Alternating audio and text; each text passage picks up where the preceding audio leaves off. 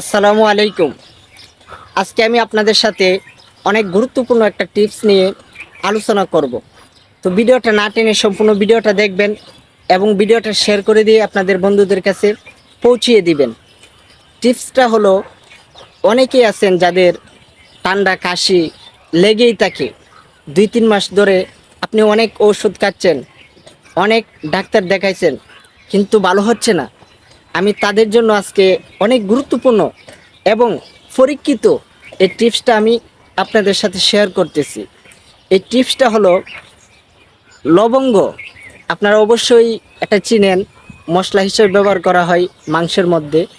লবঙ্গ অর্থাৎ লং, আমার স্ক্রিনে যে দেখতেছেন লং, এটা আপনি প্রতিদিন 3টা লবঙ্গ আপনি খাবেন।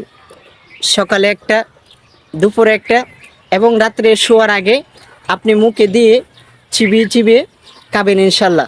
এইভাবে আপনি 1 সপ্তাহ খাবেন। এরপরে ফলাফল কি হয় আপনি বুঝতে পারবেন। এটা হলো সর্দি কাশি ঠান্ডার জন্য মহা ঔষধ। আপনারা বিশ্বাস না হলে একবার ট্রাই করে দেখতে পারেন। আমি নিজে পরীক্ষিত।